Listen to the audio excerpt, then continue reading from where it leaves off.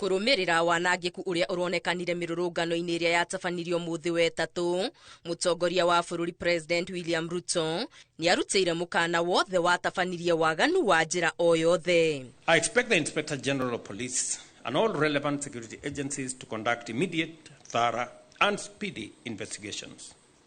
The perpetrators of this violence, looting and destruction must be identified and prosecuted for the fullest extent of the law, swiftly and decisively. President uria waritie akinyitanira na onjoria gukinyaniria muthe wa biacara nini ni acakaite na makiri ma onjoria aria marorirwo ni mamilioni ma mbeca thutha wa biacara ciao guforwo guthukangio na ingi gucinwo. Shops were looted, businesses, some built over decades, were burnt to the ground, market stalls destroyed, warehouses ransacked, investments worth billions of shillings wiped out in hours. The livelihoods of hard-working Kenyans have been shattered by deliberate acts of lawlessness. It is anarchy dressed in freedom colors. This is disorder disguised as democracy.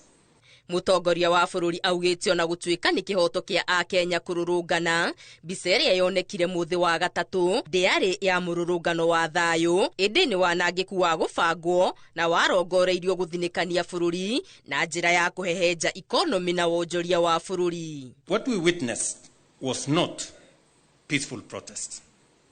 It was calculated chaos. It was violence. It was destruction.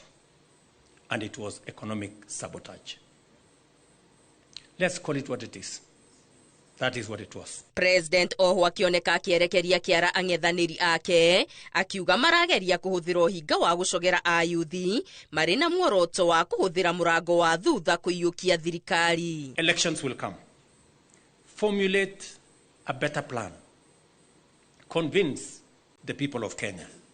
Win fairly. That is how change happens in a democracy.